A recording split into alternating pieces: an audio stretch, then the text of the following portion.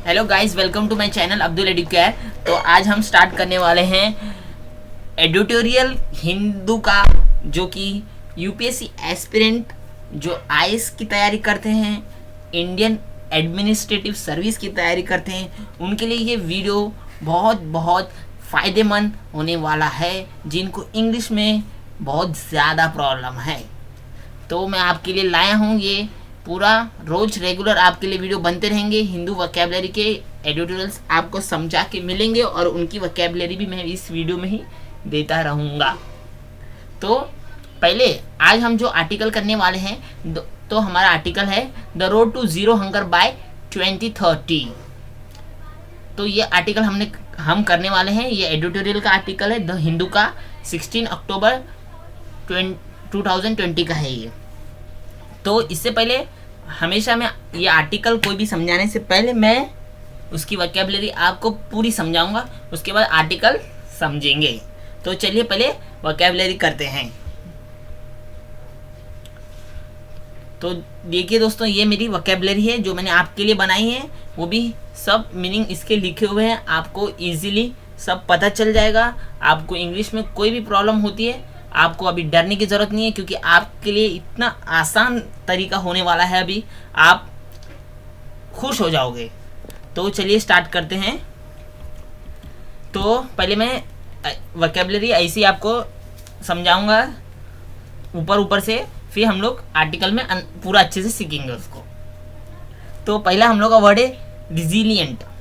तो रिजिलियंट का मतलब होता है कोई भी काम रिकवर होना, मतलब जो काम पेंडिंग था या जो काम पूरा नहीं हो पाया उसको इजीली रिकवर कर लेना, क्विकली उसको ख़राब होने से बचाना, उसको बोलते हैं रिजिलियंट। फिर दूसरा वर्ड है हमारा एसेंस। एसेंस वो है जो, एसेंस का मतलब होता है बेसिक, कोई भी चीज़ जो हमें बहुत इम्पोर्टेंट है, बेसिक है, हमारी नीड है, वो बेसिक नीड है, उसको बोलते हैं हम एसेंस। और बेडरॉक का मतलब है मूल सिद्धांत, मतलब मूल सिद्धांत मतलब बेसिक फंडामेंटल प्रिंसिपल्स, मतलब बेसिक जो सिद्धांत रहेंगे वो यहाँ पे बेडरॉक का मतलब है। मैंने आपको मीनिंग लिख दिया है, आप पढ़ के भी समझ सकते हैं, मैं आपको खाली ऐसे ही रिफ़र करके बता रहा हूँ यहाँ से रीड करके। कल्चर का मतलब होता है संस्कृति, तहजीब, आप बाकी का सब रीड कर लीजिए जो भी सेंटेंस में है। नरिश का मतलब होता है पालन पोषण करना, यानी कि किसी को भी खाना खिलाना, प्लांट्स को, पौधे को खाना खिलाना, उसकी लाइफ की ग्रोथ के लिए नेसेसरी रहता है पालन पोषण करना, उसका देखभाल करना, मतलब होता है नरिश। सस्टेन मतलब होता है वही, दोनों का मीनिंग सस्टेन और पालन पोषण का मीनिंग एक ही है। भरण पोषण करना, गुजारा करना, बने रहना, ये सब एक ही वर्ड है। जीवित रहना मतलब वो, अगर उसको हम खाना खिलाते हैं तो वो जीवित रहेगा कोई इंसान, यहाँ पे ऐसी ही बातचीत हो रही है। तो अभी एक्सेप्शनल, एक्सेप्शन का मतलब असाधारण, विशेष, खास, असामान्य मतलब जो सामान्य, जो जनरल पर्सन नहीं है, ऐसा बोल सकते हैं। सर्कमस्टेंसेस मतलब परिस्थिति, हालात। मीन्स मतलब जरिया, साधन, माध्यम। इसके मैंने तीनों वर्ड्स लिख दिए हैं, आप समझ सकते हैं, खाली मैं आपको रीड करके दिखा रहा हूँ और इसका मीनिंग हम आर्टिकल में समझेंगे। थ्रेट मतलब खतरा, धमकी। लाइवलीहुड्स मतलब जो भी आपका रोज़गार रहेगा, रोज़ आप जो काम करते हो उसको लाइवलीहुड कहते हैं, जो आप अपने जीवन में जीने के लिए काम करते हो, रोज़ी रोटी के लिए। कंपाउंड मतलब स्थिति को बिगाड़ना, मतलब कंपाउंड स्थिति को बिगाड़ना, बहुत ज़्यादा बिगाड़ने जैसा है ये वर्ड। प्लेज मतलब वचन देना या प्रतिज्ञा करना, या फिर प्रतिज्ञा लेना, वादा करना किसी से, या फिर कुछ संकल्प लेना। इरेडिकेट मतलब मिटा देना, जड़ से उखाड़ देना, मतलब उसको नष्ट कर देना या फिर उसको ख़त्म कर देना जैसा है इरेडिकेट। इंस्टेंट मतलब उदाहरण, मिसाल बोल सकते हो आप। सिग्निफिकेंटली मतलब आप बहुत महत्वपूर्ण, बहुत इम्पोर्टेंट है, वो बहुत महत्वपूर्ण है, बहुत अर्थपूर्ण है, ऐसा आप बोल सकते हो। प्रोजेक्शन मतलब बातें, तथ्य, मतलब जो भी उसके रिकॉर्ड्स रहेंगे उसको बोलेंगे प्रोजेक्शन, या फिर कोई भी एविडेंस रहेंगे उसको बोल सकते हैं प्रोजेक्शंस।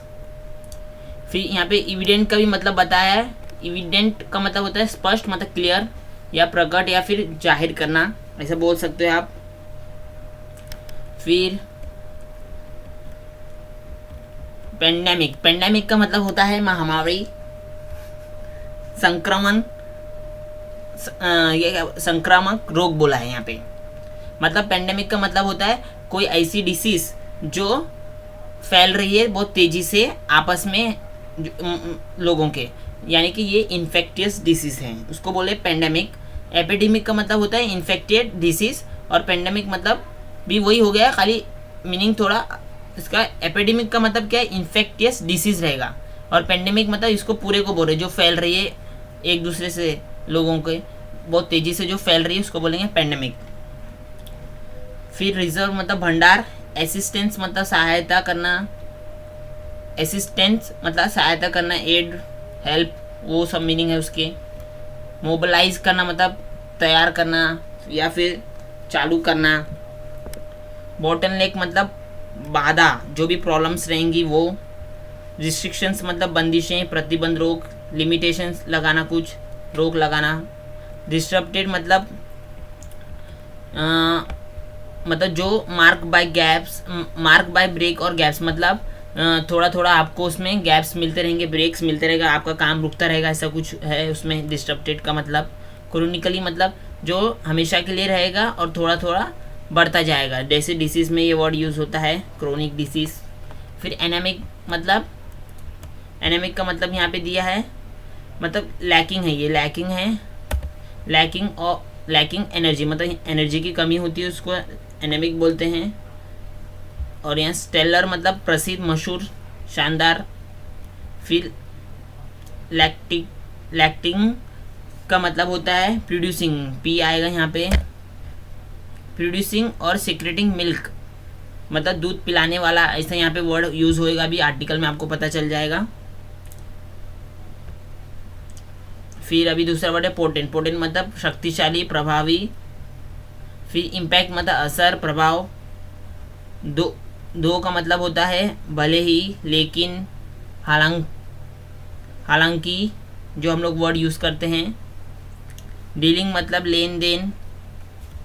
इनोवेटिवली मतलब आपको पता ही है, अभी नव ढंग से मतलब एकदम अलग।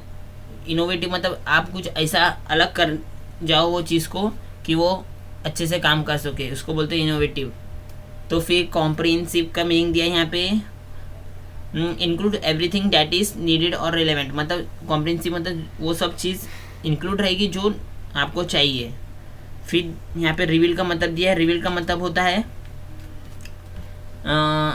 मतलब रिवील मतलब आप किसी को कुछ चीज़ बता रहे हो पूरा, जिसको भी मालूम नहीं है वो अवेयर कर रहे हो पीपल को, उसको बोलते हैं रिवील करना मतलब बताना। ड्राउट मतलब सूखा पड़ जाना मतलब जहाँ पे पानी की कमी हो जाए या फिर रेनफॉल बहुत कम हो वहाँ पे बहुत दिनों से, या फिर रेनफॉल हो ही नहीं रही है, ड्राउट मतलब सूखा पड़ जाना है, आप ऐसे समझ सकते हो। टॉलरेंट मतलब सहनशील मतलब सहन करना। मिलेट मतलब बाजरा, ये सब वर्ड आर्टिकल में यूज़ हुए हैं। इरिगेशन मतलब पानी सप्लाई करना, जैसे कि हम लोग फार्म में देखते हैं जहाँ पे खेत में हम पाइप से पानी सप्लाई करते हैं, वो भी इरिगेशन का ही मेथड है। फिर लोकस मतलब टिड्डे, आपको पता है जो ग्रास हॉपर्स रहते हैं उनका ही एक ग्रास हॉपर ही है ये, एक टाइप के ऑफ वार्म रीजन मतलब बहुत वार्म रीजन में पाए जाते हैं ये। फिर पेस्ट मतलब कीट मतलब जो कीड़े रहते हैं फूड्स पे, जो हमारे क्रॉप्स पे रहते हैं। साइक्लोन मतलब भवंडर, तूफान। चक्रादार आंधी, आंधी जो आती है आप देखते हो वो, उसको साइक्लोन बोल सकते हो। इंटेंसीफाई मतलब बहुत ज़्यादा हो जाना, स्ट्रेंथ में, अमाउंट में और डिग्री में मतलब इंटेंसीफाई मतलब कोई भी चीज़ बहुत ज़्यादा मात्रा में हो जाना। एक्सेसिव मतलब भी बहुत अधिक। अनसस्टेनेबल तो इसका असंभाला हुआ मतलब कोई चीज़ बराबर कंडीशन में नहीं रहना या फिर स्थिति से बाहर हो जाना मतलब बराबर संभला हुआ नहीं रहना, इसलिए ऐसा बताया इसमें। डिग्रेडेशन मतलब उसका वर्स होना, वीक होना मतलब वर्स और वीकर हो जाता है वो। डिग्रेडेशन मतलब इसका उसका ग्रेड नीचे गिरते जाता है, ऐसा बोला, वीक होते जाता है। डिप्लीशन मतलब कमी होना उसकी। लैंड लॉर्डिंग मतलब खेत, आप जब खेत को क्रॉप्स को ग्रो करने के लिए आप खोदते हो उसको बोलते हैं लैंड लॉर्डिंग। लैंड होल्डिंग्स है। अनडिनाएबल, डेफिनेटली ट्रू मतलब जो अनडिनाएबल मतलब जो फिक्स राइट है, ट्रू है, उसको हम डिनाई नहीं कर सकते हैं। उस इम्पेरेटिव मतलब आवश्यक, मतलब वो ज़रूरी है। अग्रो इकोलॉजी मतलब जो भी साइंस हम यूज़ करते हैं एग्रीकल्चर और प्रोडक्शन सिस्टम में, उसको बोलते हैं अग्रो इकोलॉजी। मतलब जो खेती बाड़ी के बारे में पढ़ के, प्लांट्स के बारे में पढ़ के जो हम स्टडी करते हैं या न्यू रिसर्च करते हैं, उसको बोलते हैं अग्रो इकोलॉजी। प्लांट्स के बारे में पढ़ना, फार्म्स के बारे में पढ़ना, लैंड के बारे में पढ़ना। कमिटेड मतलब समर्पित। प्रेसिपिटेट मतलब बिना सोचे समझे या जल्दबाजी में किए हुए फैसले, ऐसा बोल सकते हो आप। लॉजिस्टिक मतलब handling and operation that involve providing labour and material. मतलब लॉजिस्टिक मतलब बिजनेस में आप लेबर और मटेरियल्स जो भी प्रोवाइड करते हैं उसको लॉजिस्टिक्स बोलते हैं। कोलेटिंग मतलब मुकाबला करना। रेड फ्लैग मतलब खतरे की झंडी। प्रॉम्प्टेड मतलब उत्साह देना या उत्तेजित करना, उकसाना, किसी को प्रोत्साहित करना। स्वीट मतलब बहुत फास्ट रहेगा, बहुत क्विकली रहेगा, ऐसा बोला है विदाउट डिले। आप यहाँ से पढ़ सकते हो, मैं थोड़ा फास्ट भी हूँ तो रुका के। फ्रेमवर्क मतलब कोई एक ढांचा रहेगा, फ्रेम जैसा रहेगा, फ्रेमवर्क इसलिए ढांचा बोला है उसको। आप पूरा डेफिनेशन पढ़ लीजिए। एविडेंस मतलब सबूत। क्रेडिट मतलब श्रेय देना किसी को। कॉन्सर्ट मतलब एक तरह करना, मतलब एकजुट होना, एकता में आना। सॉलिडेरिटी का भी मतलब वही है, एकता, एकजुटता। वनरेबल मतलब नाजुक, कमज़ोर, वीकनेस आप जिसको बोलते हो, असुरक्षित भी बोल सकते हैं। क्राइसिस का मतलब कठिनाइयाँ, कठिनाई की घड़ी बोल सकते हो, संकट काल बोल सकते हो, संकट बोल सकते हो, या फिर जो प्रॉब्लम का समय आपका चल रहा है उसको बोलते हैं क्राइसिस। रोबस्ट मतलब मजबूत, ठोस, एकदम हार्ड जो रहता है उसको बोलते हैं रोबस्ट। ट्रांसफॉर्मिंग परिवर्तन होना। विज़डैन मतलब सहन करना, बर्दाश्त करना।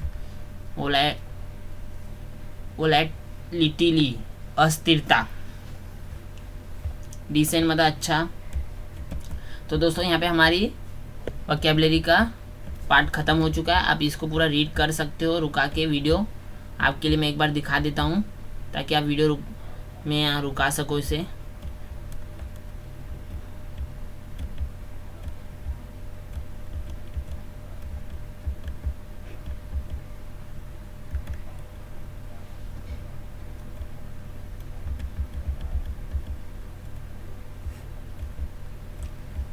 देख लीजिए आप, इसको रुका के आप ले सकते हो। तो चलिए दोस्तों अभी कर लेते हैं आर्टिकल। तो आर्टिकल में क्या बोला है दोस्तों, पहले ये समझना जरूरी है। आपको आर्टिकल समझ में आना चाहिए, नहीं तो इतना ही आर्टिकल आपको पढ़ने में 6 घंटे या 7 घंटे आप लगा दोगे। तो चलिए स्टार्ट करते हैं। The road to zero hunger by 2030। तो यहाँ पे कुछ बातचीत हो रही है हमारे भारत देश के बारे में, जो भूखे से मर रहे हैं लोग या फिर जिनको बराबर खाना नहीं मिल पा रहा है, उसके बारे में बात हो रही है। तो जो हमने संकल्प लिया था, मतलब जो हमने प्लेज लिया था, वो कहीं ना कहीं हमारा रुक गया है, ऐसा यहाँ पे बताया जा रहा है। जो भी ऑर्गेनाइजेशन ने प्लेज लिया था कि 2030 तक जो हमारा हंगर मिटाने का प्लेज था वो रुक गया है, ऐसा ये आर्टिकल में बता रहे हैं, जो कि हम लोग को वापस स्टार्ट करना है, ऐसे यहाँ पे बता रहा है। लॉकडाउन भी उसके ऊपर इफेक्ट हुआ है, ऐसे हमें दिखा रहा है यहाँ पे। तो resilient food system will have to be build back as the world is not on track to achieve goal targets. मतलब यहाँ पे ये बताया है हमें फास्ट। रिजिलियंट का मतलब क्या बताया था मैंने, आपको बता देता हूँ वापस एक बार। तो रिजिलियंट का मतलब बताया क्विकली रिकवर होना डैमेज होने से कोई भी चीज़। तो रिजिलियंट का मतलब बताया क्विकली, मतलब resilient food system will have to be build back, मतलब वापस से एक बार लॉकडाउन के बाद जो भी हमारी स्थिति हुई है देश में, तो वापस जो भी बिगाड़ा है हमारा लॉकडाउन ने, तो उसको वापस रिजिलियंट में लाना, यानी कि क्विकली डैमेज होने से वापस बचाना।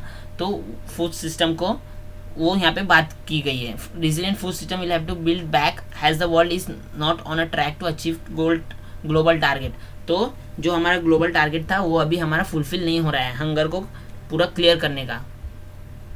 तो यहाँ ये आर्टिकल लिखा है टोमियो शिचिरी, फिर और दूसरा है रशा उमर, फिर बिशोय पराजुली। ये 3 लोगों ने हमारा आर्टिकल लिखा है। मैं लास्ट में बताऊंगा ये 3 लोग कौन हैं। फिर अभी देखो मैं आर्टिकल अभी रीड कर रहा हूँ। Food is the essence of life and the bedrock of our culture. And communities. तो क्या बोला है यहाँ पे, food is the essence of life. Essence मतलब बेसिक है, जो फूड बेसिक ही है, जैसे कि आप सब जानते हैं रोटी कपड़ा मकान, तो रोटी में आ गया food. Essence of life and the bedrock of our culture. Bedrock का मतलब क्या होता है, जो फंडामेंटल प्रिंसिपल्स है, तो फंडामेंटल है हमारे कल्चर का और कम्युनिटीज का, ये बताया गया है। It can be a powerful means to bring people together to grow, nourish and sustain the planet. तो क्या बोला, it can be a powerful means, तो हमारा पावरफुल मीन्स हो सकता है to grow, nourish and sustain the planet. तो हमारा पावरफुल मीन्स मतलब क्या, आपका एक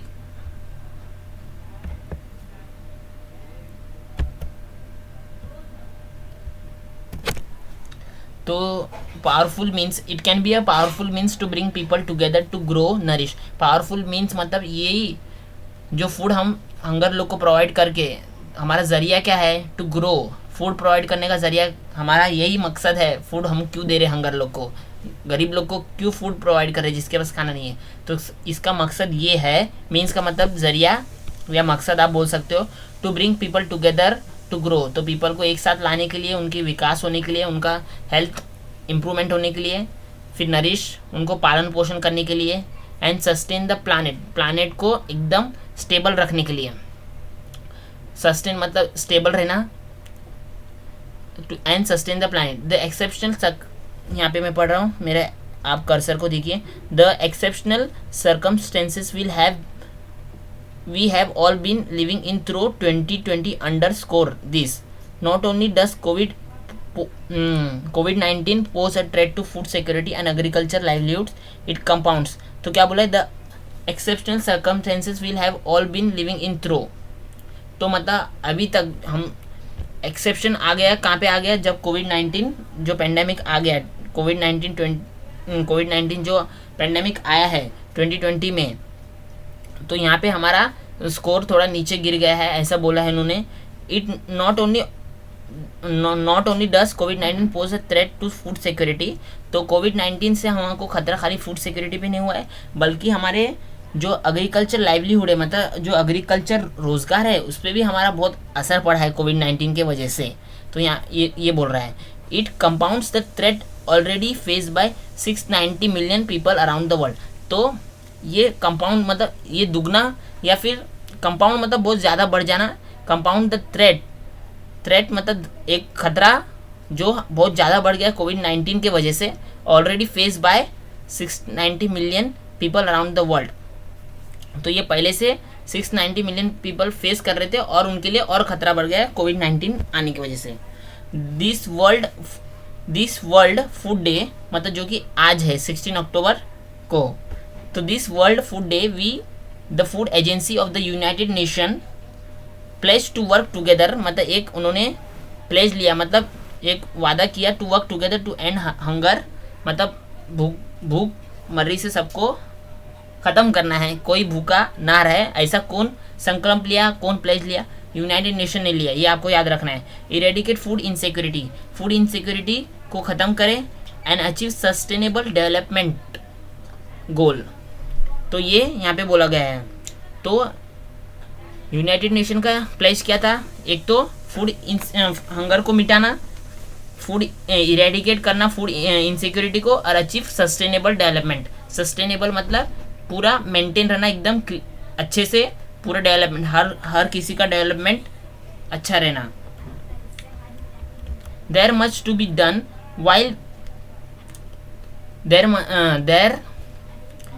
there is much to be done while we can all be proud of the progress we have made।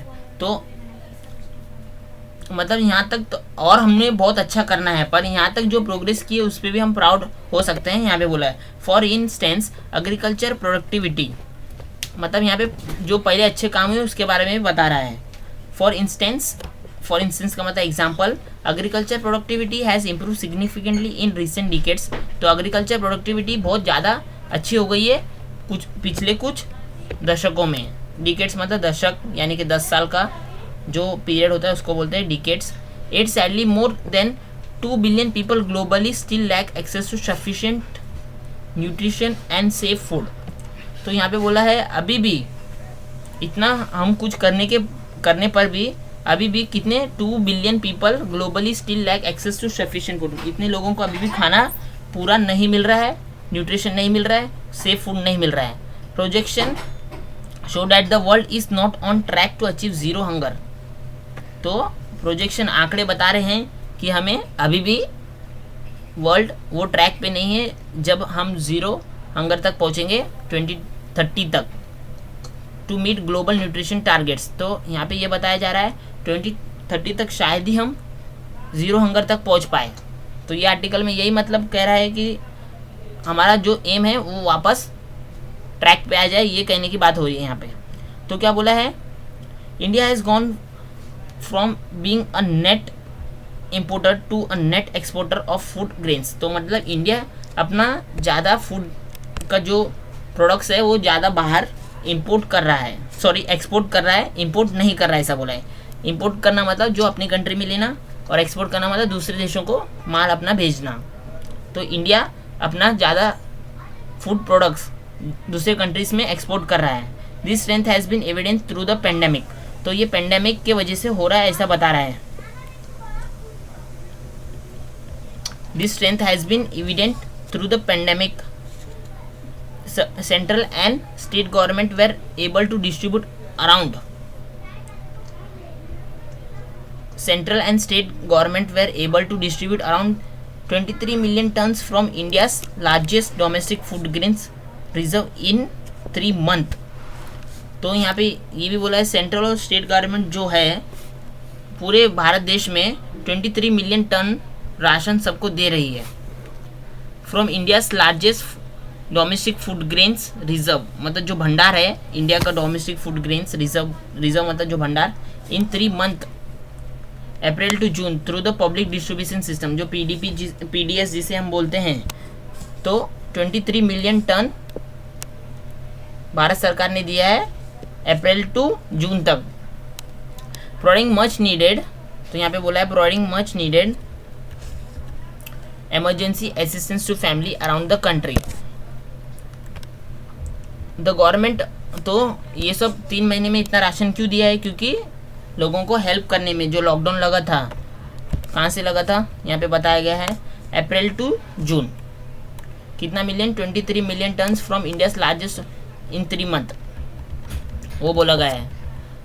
The government also successfully mobilize food rations for 820 million people from April to November 2020 including finding alternative solution to provide food grains to 90 million school children। तो यहाँ पे ये भी बोला गया है कि जो गवर्नमेंट है 820 मिलियन पीपल को राशन दे रही है अप्रैल से नवंबर तक। फिर यहाँ पे बोला गया है including finding alternative solution to provide food grains to 90 million school children. फिर 90 मिलियन स्कूल चिल्ड्रन को भी अपना राशन दे रही है। Throughout the national lockdown impose in March there were efforts to remove bottlenecks in the food supply chain due to restriction on movements. तो lockdown की वजह से आपको पता है मूवमेंट्स नहीं हो पा रहे थे, ट्रांसपोर्ट नहीं हो पा रहा था। तो जो भी लॉकडाउन लगा था उसके वजह से जो भी बाधाएं आई थी, बॉटलनेक्स मतलब जो भी बाधाएं आई थी फूड सप्लाई करने में ड्यू टू रिस्ट्रिक्शन मतलब मूवमेंट्स ट्रांसपोर्ट की वजह से, and to ensure that agriculture activity weren't disturbed. तो एग्रीकल्चर एक्टिविटीज़ को भी ज़्यादा गैप ना लेना पड़े या फिर ज़्यादा ब्रेक ना लेने पड़े। Thanks to this measures agriculture grew at 3.4% during the first quarter this financial year. तो यहाँ पे बोला गया है एग्रीकल्चर 3.4% हमारा बढ़ गया है during the first quarter this financial year, and the area cultivated this kharif exceed 110 million hectares. This is a major achievement. तो लॉकडाउन लगने के बाद भी हमारा 3.4% इंक्रीज़ हुआ है एग्रीकल्चर ग्रू, और फिर 110 मिलियन हेक्टर्स में हमारा खरीफ क्रॉप ज़्यादा कल्टीवेट हुआ है, ऐसा इन लोग बता रहे हैं। फिर यहाँ पे माल न्यूट्रिशन और एनीमिया की बात हुई है। तो but the focus on food during the covid contaminated measures has also brought down the multi dimensionally of India's food challenges, not least those centre around mall nutrition and climate change. तो कोविड-19 की वजह से बहुत लोग माल nutrition हो गए, climate change की वजह से उनमें फूड इनसिक्योरिटी आ गई, ये बताया है यहाँ पे। तो उसके लिए क्या क्या मेजर लिए हैं, containment measure has also brought down the multi dimensionality, वो बताया है। Even has malnutrition in India has notably decline over the past decade. तो माल न्यूट्रिशन भी बहुत दशकों में इंडिया में कम हो गया है, ऐसा बता रहा है। The comprehensive national nutrition survey 2016-18 revealed that over 40 million children are chronically malnourished and more than half of Indian human aged 15 to 49 years are anemic। तो यहाँ पे ये बोला है 40 मिलियन चिल्ड्रन, जो कि हमारा सर्वे 2016 और 18 का जो कि नेशनल न्यूट्रिशन सर्वे किया था, 40 मिलियन चिल्ड्रंस को माल न्यूट्रिशन हो जाता है, ये बोला है। And more than half of Indian human age 15, जो भी 15 से 49 की महिलाएं रहेंगी उनको एनीमिक मतलब एनर्जी की कमी रहेगी, ऐसा बताया है यहाँ पे। फिर initiative such as the integrated child development service.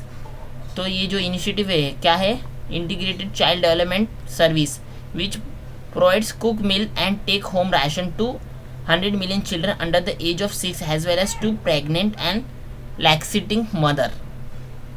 तो मतलब ये जो इनिशिएटिव है वो किस लिए काम कर रहा है, 100 मिलियन चिल्ड्रंस को, 100 मिलियन चिल्ड्रंस को मतलब कितने मिलियंस हो गए यहाँ पे,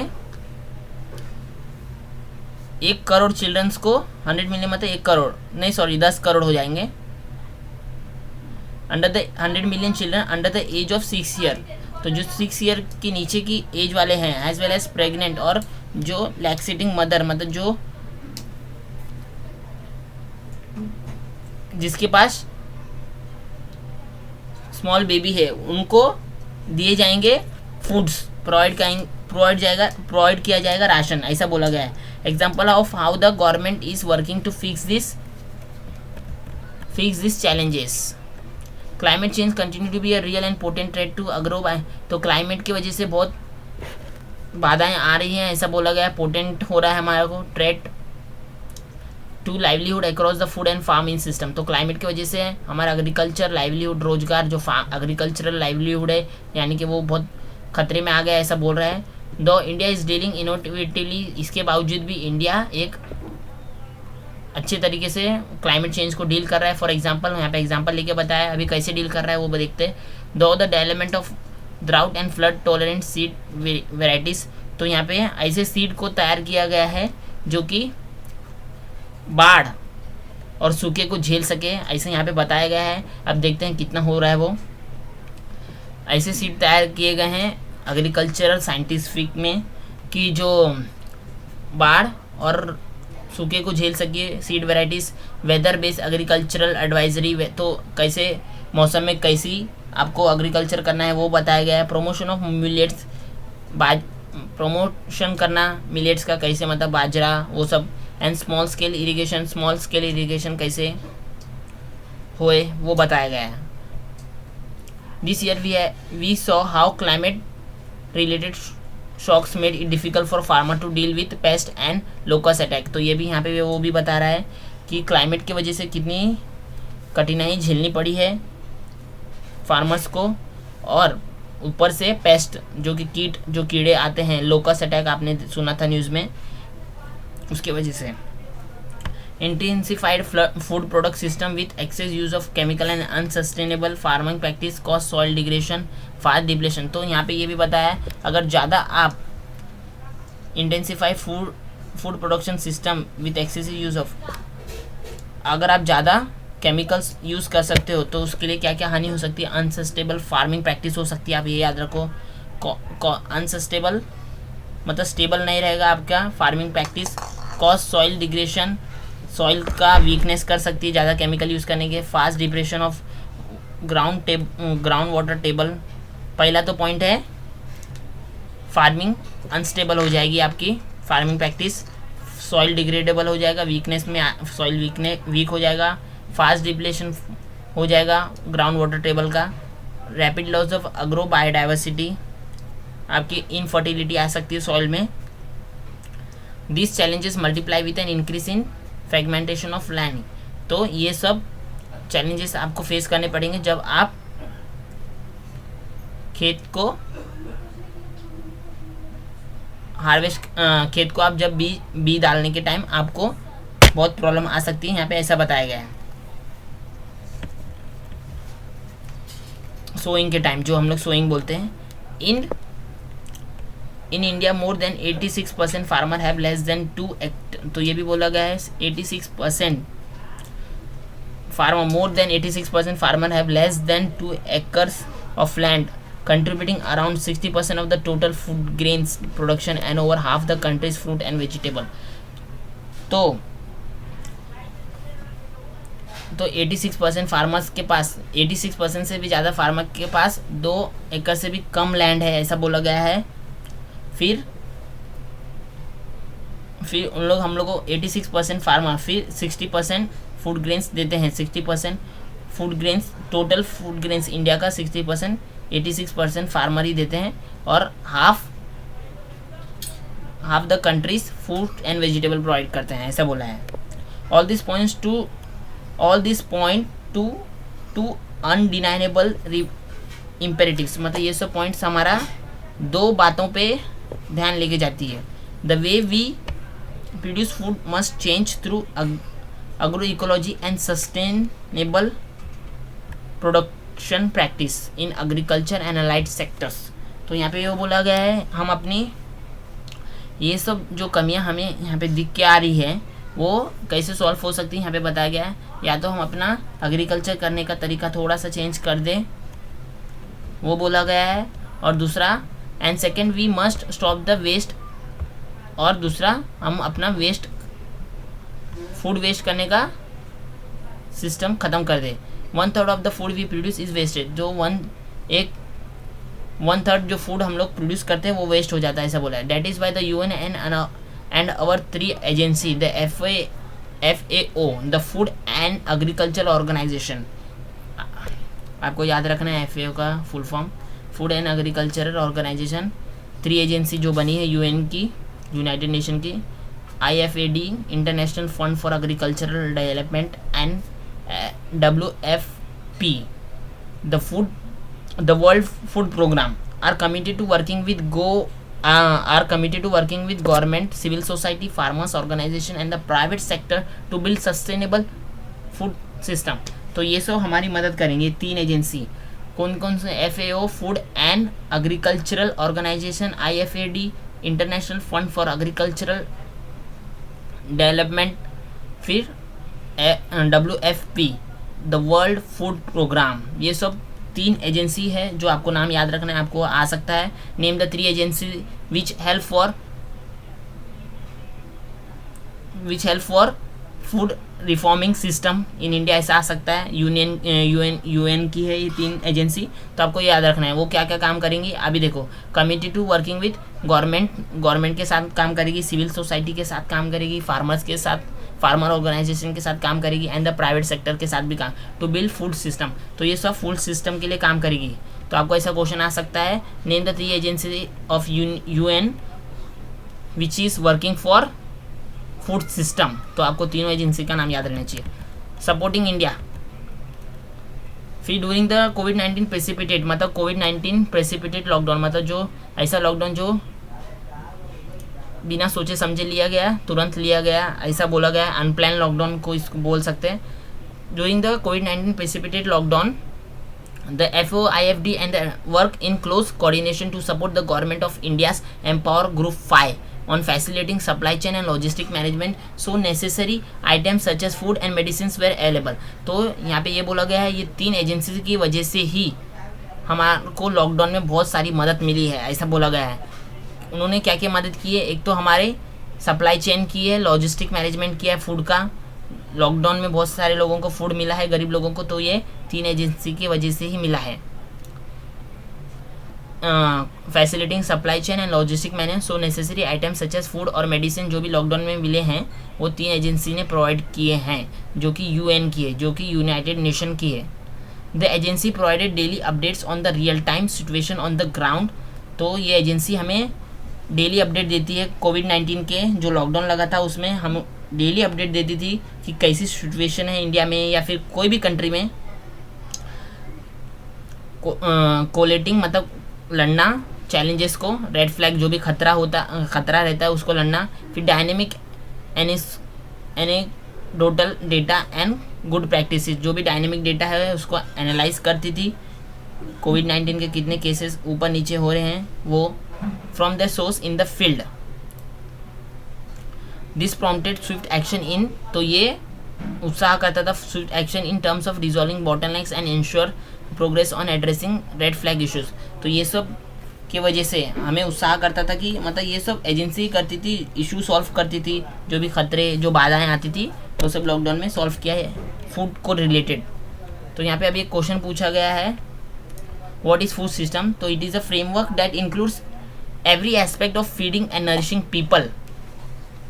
तो ये एक फ्रेमवर्क है। फूड सिस्टम क्या है? एक फ्रेमवर्क, एक सर्कल है, मतलब एक पूरा सिस्टम है जो फीड करता है और नरिश करता है पीपल को।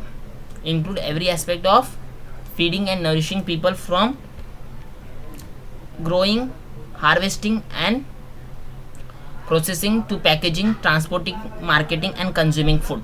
तो पूरा यहाँ पे बताया है। ग्रो करेंगे पहले प्लांट, फिर उसको हार्वेस्ट करेंगे मतलब काटेंगे, फिर उसको प्रोसेस करेंगे, वॉश करेंगे, फिर उसको पैक करेंगे, प्रोसेसिंग टू पैकेजिंग, फिर ट्रांसपोर्ट करेंगे, फिर मार्केट, फिर कंज्यूम करेंगे। तो ये पूरा डेफिनेशन आपको याद रहनी चाहिए। It is a framework that include every aspect of feeding and nourishing people, feeding and nourishing people. तो इसमें क्या क्या आएगा? फ्रॉम, कहाँ से स्टार्ट हुआ? From growing, harvesting and processing to packaging.